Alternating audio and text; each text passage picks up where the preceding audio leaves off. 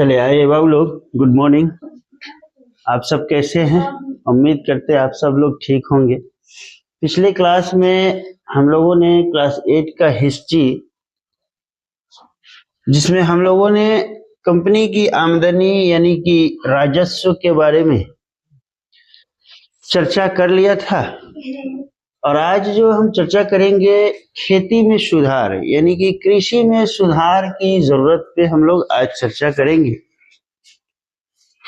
कहानी बड़ा मजेदार है, आइए देखते हैं, समझते हैं।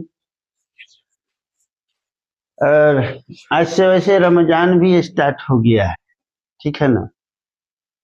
तो अब ऐसा लगता है कि थोड़ा कम ही बोलना बेहतर होगा और ज्यादा एनर्जी को लॉस करना नहीं है, क्योंकि 11 बजे तक हमको नॉन स्टॉप क्लास लेना है, ठीक है ना?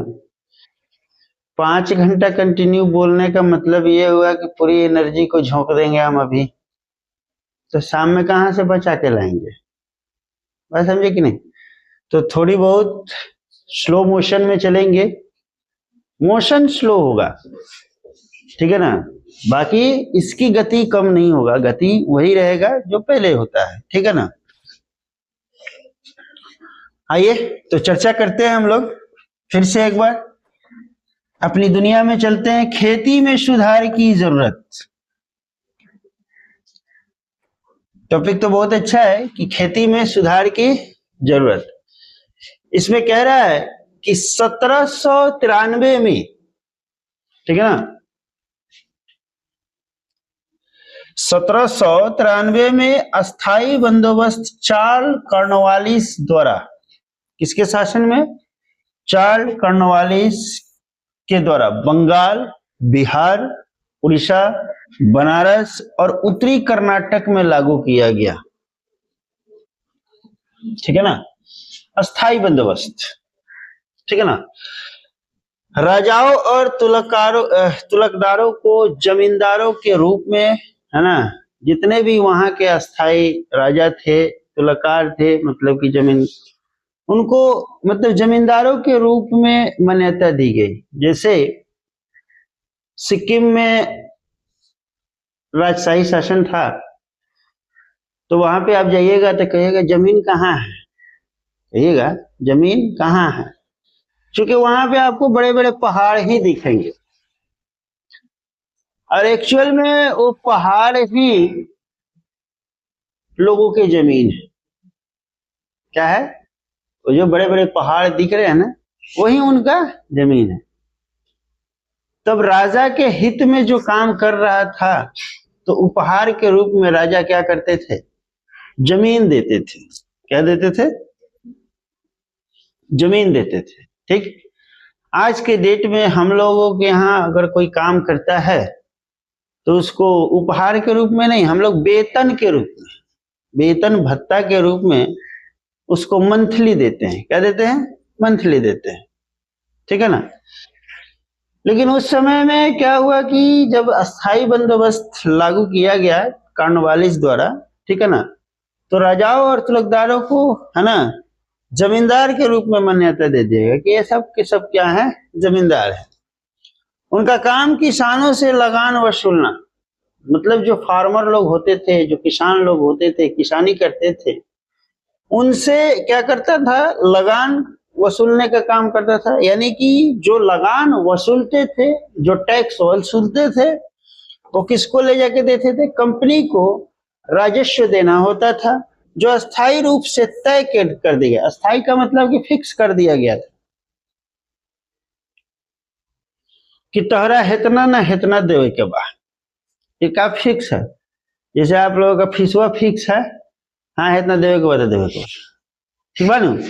एमे ना चढ़ाव हुई ना उतराव हुई, जौन बता उनका हुई फिक्स रही। कॉपी भी निकाल के तैयार रहिएगा, क्योंकि इसमें ऐड किया जाएगा।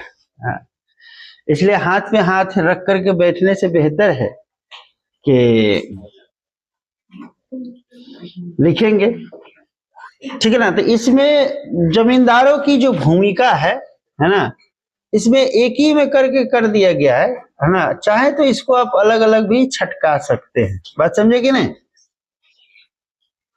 आइए तो इससे पीछे ही हम यहीं पे एक ऐड करते हैं,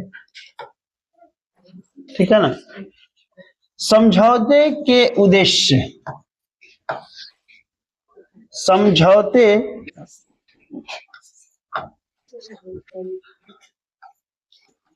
समझौते के उद्देश्य लिखेंगे। इस समझौते का उद्देश्य कंपनी के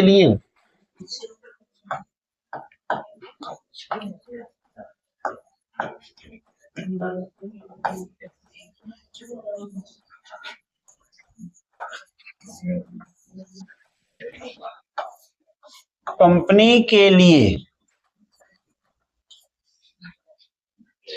राजस्व का एक स्थिर स्रोत,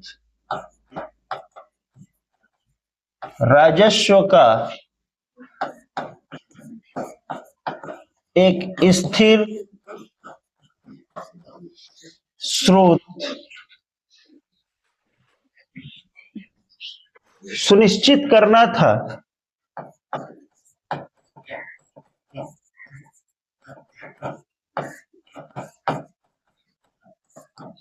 सुनिश्चित करना था, साथ ही जमींदारों को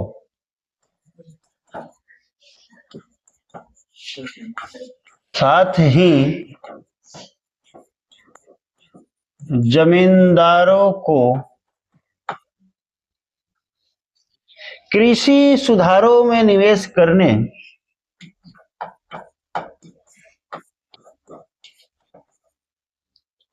कृषि सुधारों में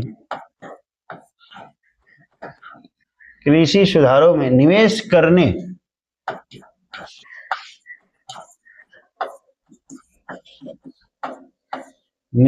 करने और भूमि उत्पादकता बढ़ाने के लिए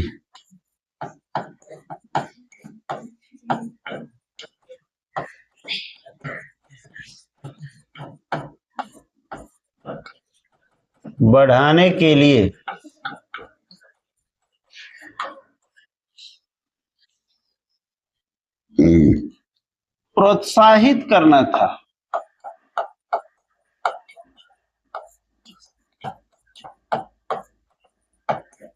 जैसे होता यह है कि कोई बच्चा फेल कर जाता है तो उसको क्या किया जाता है? प्रोत्साहित किया जाता है, उसको जोश दिया जाता है। चल बेटा कोई बात नहीं, इस बार फेल कर गया, कोई बात नहीं, अगली बार सब छप्पर फाड़ के तूर के समियाना फाड़ के निकलेगा बाद, ठीक है। जैसे मैं तेरा हीरो कौन सा फिल्म हुआ था जिसमें समियाना फाड़ के निकलता है, पर्दा फाड़ के, था ना, कोई फिल्म था ना, वरुण धवन का, नाम सही पकड़ा है। ये ससुरे रे पोरे के बढ़िया को क्वेश्चन याद नहीं खे, नाम धो दें तो वरुण धवन।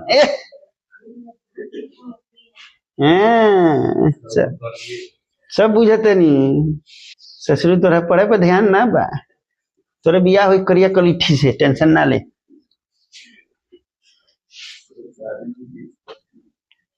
शादी फिक्स कर दिए, कब? सपना में का है?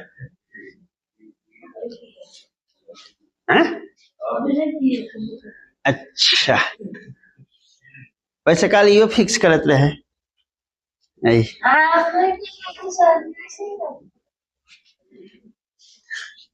BTS वन मैन आर्मी, कुछ क्या जाने। अच्छा,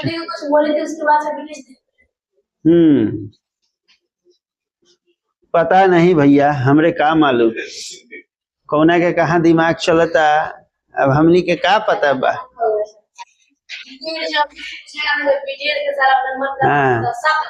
अच्छा, 7 गो क्वेश्चन पूछ दिया था ना, बताइए तो कहेगा कि ले लहरिया सराय टावर चौक दरभंगा चल गई क्या है ये नु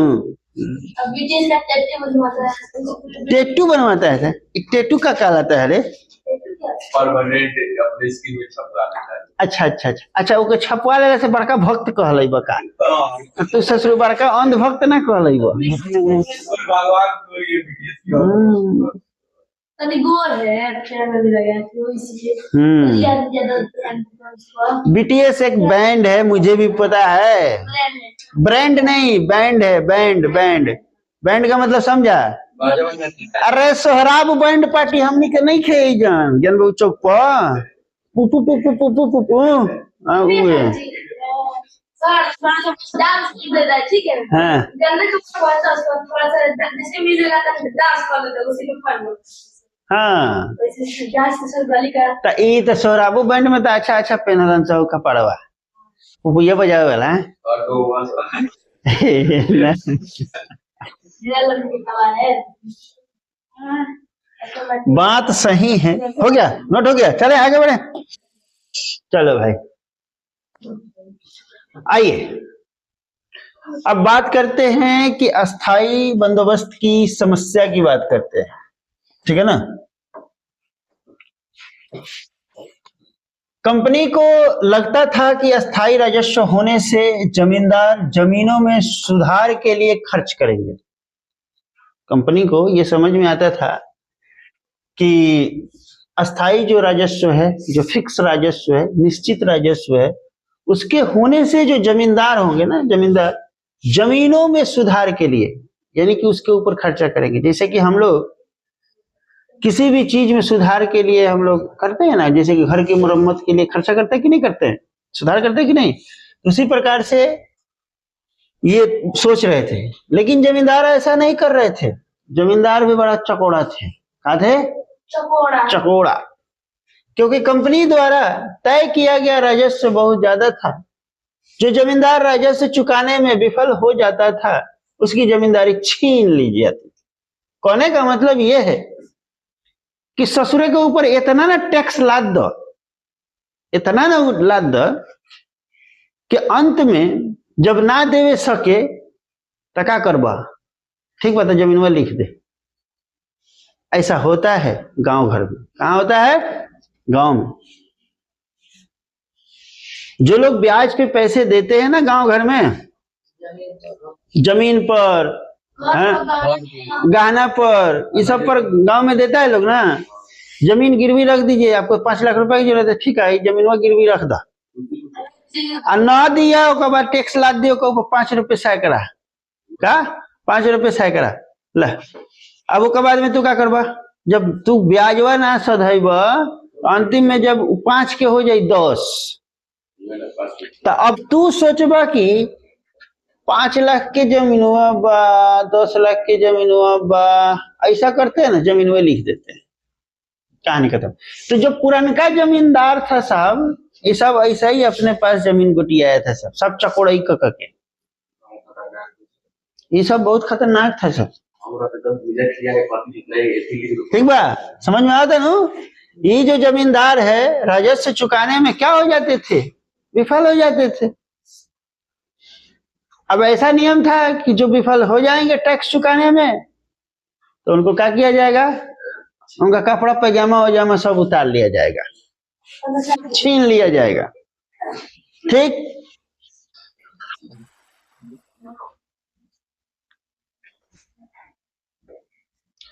अगला कह रहे हैं कि 19वीं सदी के पहले दशक तक बाजार में कीमतें बढ़ी, उछाल आया,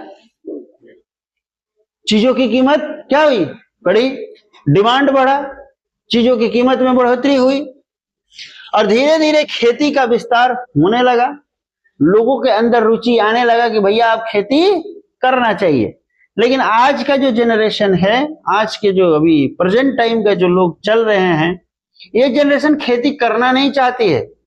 ये सोचती है कि मेरे पास पैसा है, हम खरीद के खा लेंगे, जैसा हम भी हैं। क्या तो कहेंगे खेती करे जाएंगे, उतना देर में हम कितना कमा लेंगे, ये भी बात सोचते हैं।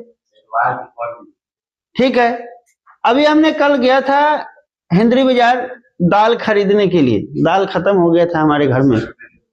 है मर्दबा, सुना तो सही मर्दे, 6300 मतलब 6300 रुपया का मसूरी बटे।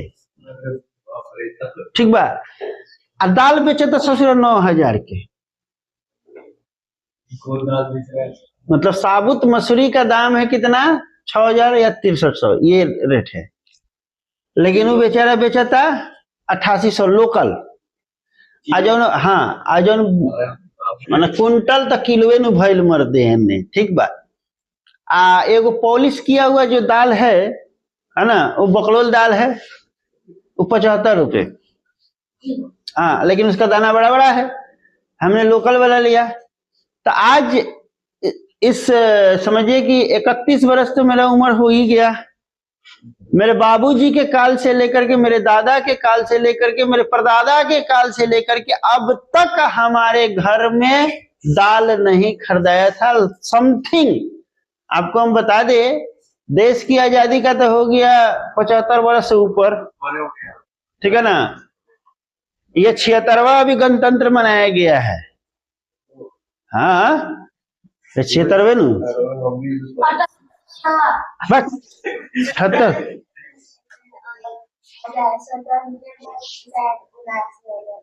अब वही जो हो XYZ हमरा का मालूम, अब उतना जोड़त रही, दिमाग पर रखी। तो समथिंग 100 से 1.25 साल 150 साल के रेंज में आज तक मेरे घर में कभी दाल नहीं खरीदाया था। 150 साल की बात बता रहे हैं। हमारे फादर रात बोल रहे थे कि जीवन में पहली बार इस घर में दाल खरीदा के आया है, तो वो भी किसके वजह से। उन्होंने ये बात हमसे बोला, किसके वजह से, तो आप लोगों की वजह से। ऐसे बोले, आप लोगों की वजह से। क्योंकि आप लोग अगर समय निकाल करके संडे को ही अगर आप जाते ना, तो खेती हो जाता। तो साल में अगर 2 कुंटल 3 कुंटल अगर 4 कुंटल मसूरी हो जाता है, तो पूरे साल दाल खाने के लिए कोई टेंशन नहीं है। पहले घर में हम लोग का तिलहन होता था, तो तिलहन भी हम लोग का जैसे सरसों हो जाता था, तीसी हो जाता था, है ना। तो हम लोग को पूरा साल मतलब सरसों का काम, मतलब तेल का काम चल जाता था एकदम शुद्ध। आज जो हम बाजार से पाम ऑयल वगैरह खरीद के लेकर आ रहे हैं, हम लोग कह रहे हैं कि धारा का तेल खा रहे हैं। सब लोग धारे के तेल खाता है। आपको पता है कि धारा का तेल ओरिजिनल नहीं है, वो पाम ऑयल है, उसमें झांस मारा गया है सरसों का।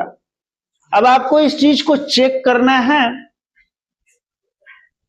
तो पैन को रख दीजिए गैस पे, स्टोव पे, और उसको हीट होने दीजिए। देन उसके बाद उसमें तेल डालिए। थोड़ी देर के बाद जब तेल खूब जब हीट हो जाएगा, तो जानते हैं कैसा हो जाएगा, एकदम वो तेलवा जो है ना व्हाइट हो जाएगा, रिफाइंड की तरह। लेकिन वही सरसों तेल जो ओरिजिनल है, उसका कभी कलर नहीं जा सकता, वो जैसा रहेगा वैसा ही रहेगा। तोरा घर में सरसों के तेल भेज देवे, मुंह देख ले बड़ा, चल ना खैला खैला, तू सरसों के तेल खैबा, ठीक बा। तो जाहिर सी बात है, आज कंज्यूमर ज्यादा है, कंज्यूम ज्यादा है, उपभोक्ता ज्यादा है, प्रोडक्शन कम है, इसलिए सामान का रेट क्या है, हाई फाई है। लेकिन 19वीं सदी के पहले दशक तक बाजार में कीमतें बढ़ी और धीरे धीरे खेती का विस्तार होने लगा। लेकिन अब का जनरेशन खेती का विस्तार नहीं कर रहा है, बल्कि खेतों को भरकर, है ना, घर मॉल तौल बनाने लगा है। ठीक, इससे जमींदारों की आमदनी में तो सुधार आया, जमींदार माल कमाना शुरू किए, लेकिन कंपनी को कोई फायदा नहीं हुआ। अब कंपनी को फायदा नहीं हुआ, कंपनी फिर असमंजस में पड़ गया कि ससुरा जौन हम कमुआ किए फायदा ला, तो हमरे उल्टे हमरे कपारे पड़ गया। करा कि अभी भी जमींदारों को जमीन में सुधार की परवाह नहीं थी। यानी कि जमींदार चाहते थे केवल उससे वसूलना, वो नहीं चाहते थे कि एक हम मरम्मत कराए। अब है ये घर है, 10 साल तक इसको यूज कीजिए, आज जब पेंटो वेंटो झड़ जाए तो मत इसका मरम्मत मत कीजिए, मन रहिएगा जरूर। और तो वही वाला बात हो गए, रहनी 3 जानी तो पदनी 3 जानी। ये बात होगा। हाँ, अब रहबा तू तो करी के तार बाबूजी करी है, तोरे करे कोई ना। जामा पहनला तू, पैंट पहनला तू, खींची के तू न पूछबा, आयरन के करी तू न करबा, वे बात बा। अब इस जमींदार कमाते तो थे लेकिन खर्चा नहीं करते थे। दूसरी तरफ गांव में किसानों को लगान चुकाने के लिए अक्सर महाजन से, गांव में महाजन होगा, अभी तो बोले ना शुरुआती में कि महाजन सा के काम रहे पैसा दे देवे, अब पैसा दे करके चुपा जाए,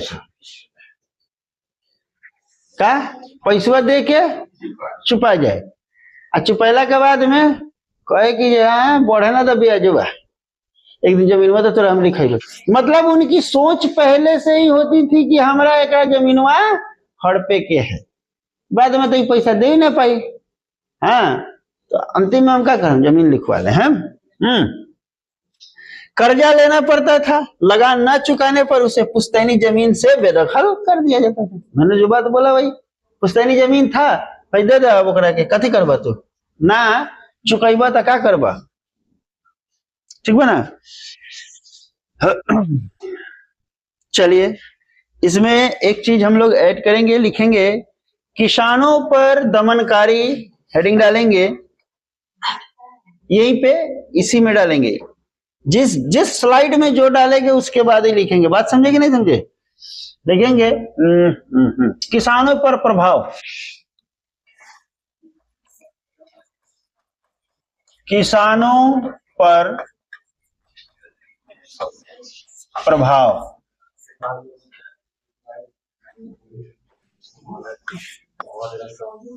ठीक है। यह व्यवस्था किसानों के लिए दमनकारी साबित हुई।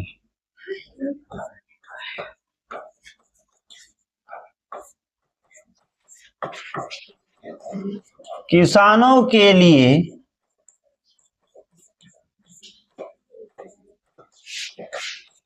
दमनकारी साबित हुई।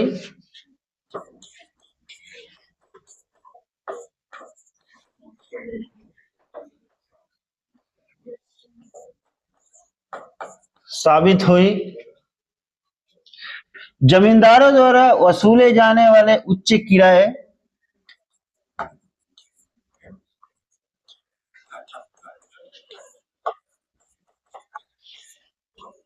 वसूले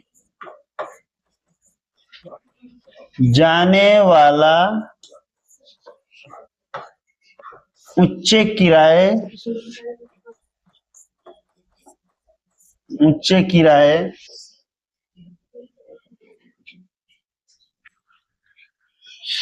किराए ने उन्हें साहूकारों से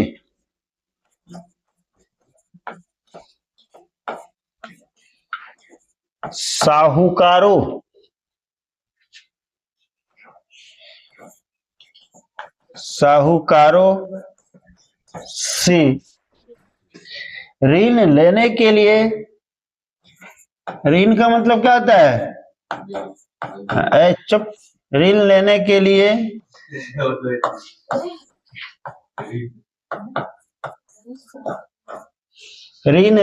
लिए मजबूर कर दिया।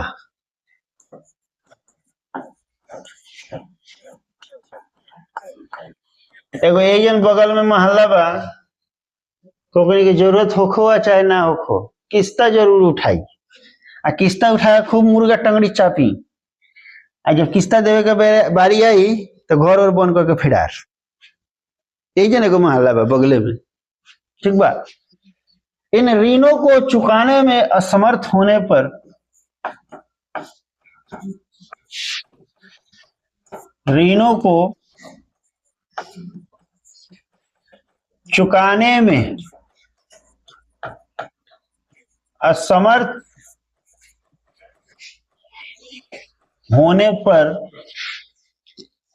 अक्सर उन्हें अपनी जमीनों से,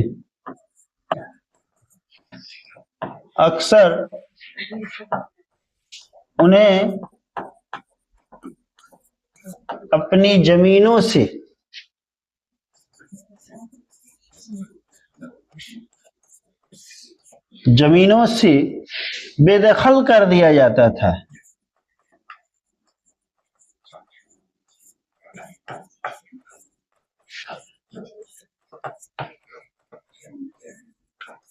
जैसे हमारे दादा के भेल, हमारे दादा का मार लाठी 8 कट्ठा, फिर एक लाठी 8 कट्ठा, मतलब समझे कि 2 ही लाठी में 16 कट्ठा जमीन लिख दिए।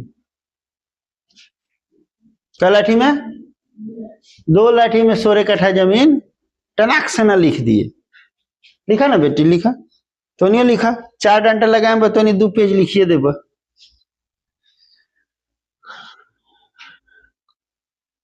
तब राजा बाबू हम भी सोच रहे हैं कि तुम्हारे जैसा हम भी बाल बाल रखे, थोड़ा सा हम भी हीरो वीरो बने।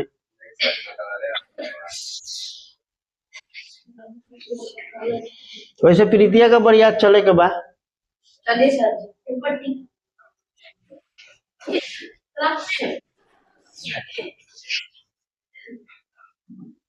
कुर्ता मर्दानी सिवा दिया ही तारोला।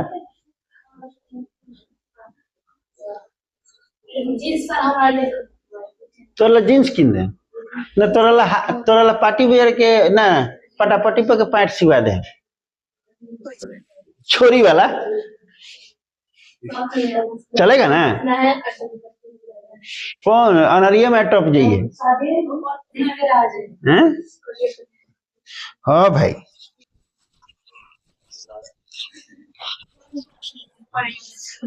केकरा के? तोरा के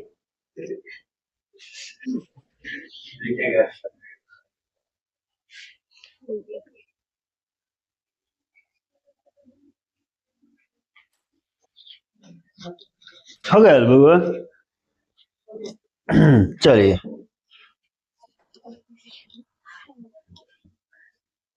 अब इससे महलवारी बंदोबस्त आगे बढ़ने से पहले हेडिंग डालेंगे, एक नई प्रणाली विकसित की गई। लिखेंगे एक नई प्रणाली विकसित की गई।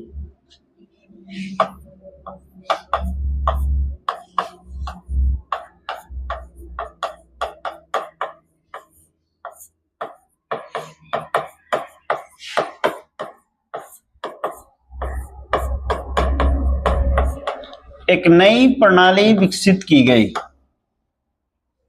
ठीक है ना? लिखेंगे 19वीं शताब्दी में, 19वीं शताब्दी में या 19वीं शताब्दी के शुरुआत में, 19वीं शताब्दी के शुरुआत में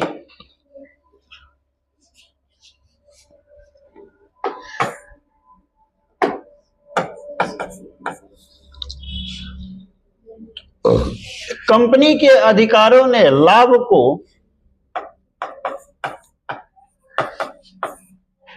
कंपनी के अधिकारियों ने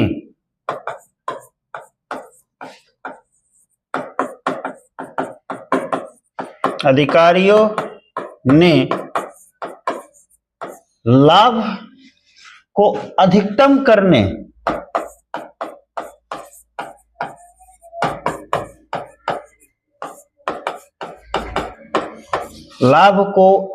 करने के लिए राजस्व प्रणाली में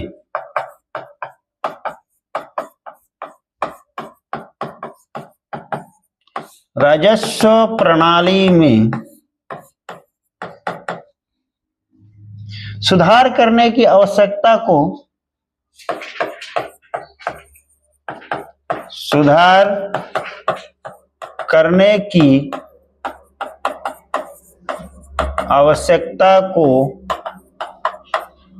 पहचान लिया था।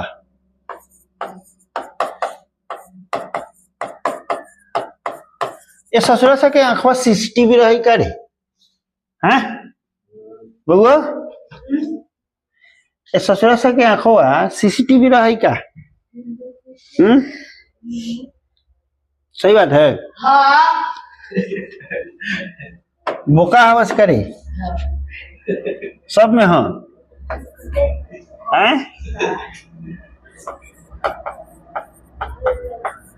महालवारी बंदोबस्त का परिचय।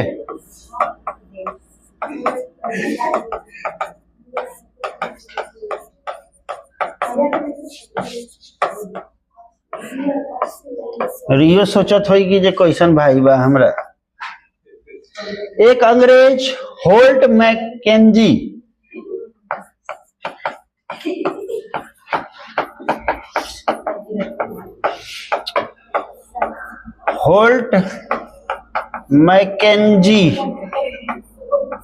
बड़ी अच्छा नंबर है। होल्ट मैकेंजी ने एक नई राजस्व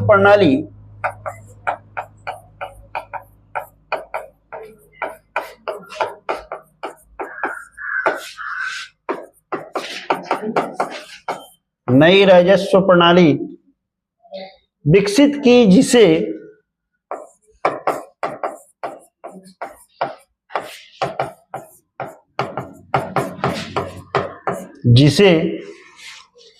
1822 में लागू किया गया था।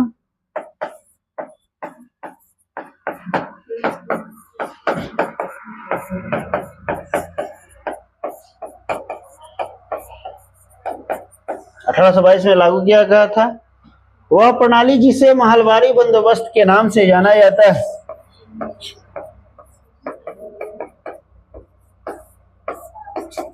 जिसे महलवारी बंदोबस्त के नाम से जाना जाता है।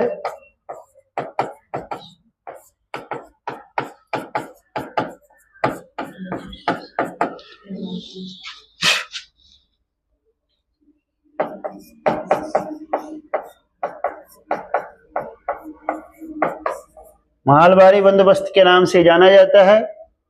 और ये कहां पे शुरू किया गया? सबसे पहले कहां पे? उत्तरी भारत में शुरू की गई थी। कहां पे?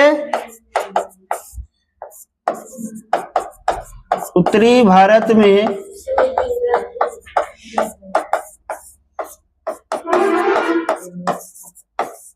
इस साल फिर तुम लोगों को मिलेगा 16 दिन का छुट्टी, अप्रैल या मई में।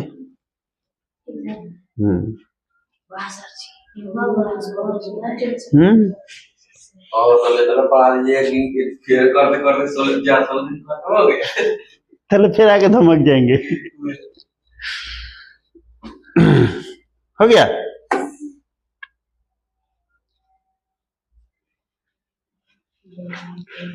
आज का क्लास ये पार्ट 2 होगा ना जी? बिल्कुल बिल्कुल बिल्कुल बिल्कुल।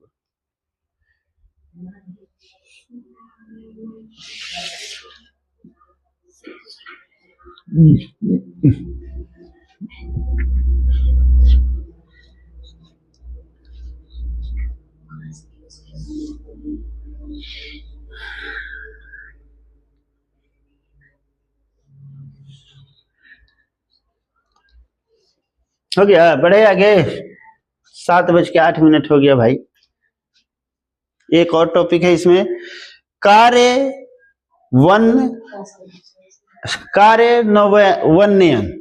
है ना? कथी कह रही है? पीड़ितिया कथी कह रही है रे? उड़किया पुड़किया कुछ मत बोलो, ठीक है ना? अनुष्का जो है ना बड़ी रड हो गई है, वो लड़की बहुत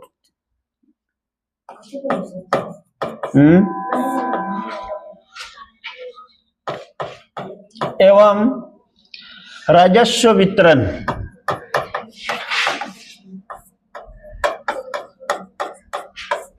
ठीक बा हो राजा बाबू। चलो, इस प्रणाली में ग्राम प्रधान राजस्व एकत्र करता था।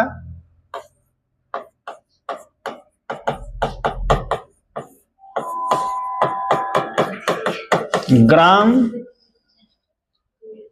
प्रधान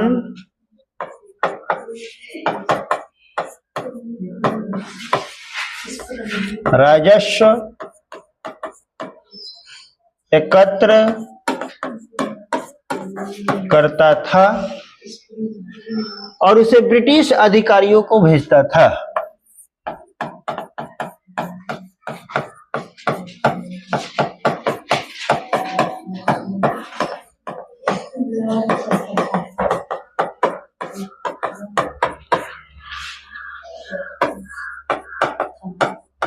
भेजता था। महलबारी बंदोबस्त प्रारंभ में भारत के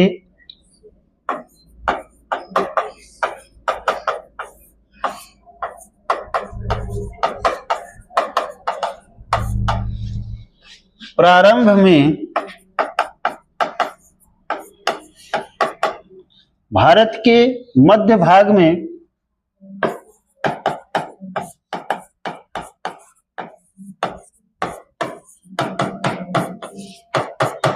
भाग में लागू की गई थी।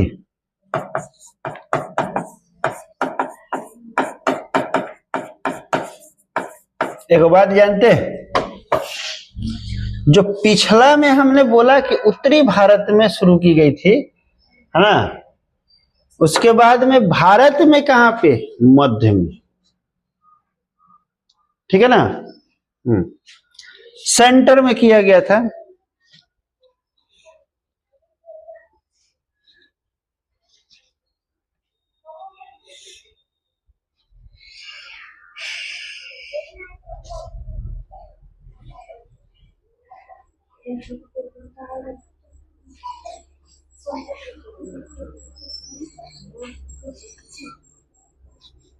हो गया, चलिए आगे देखेंगे।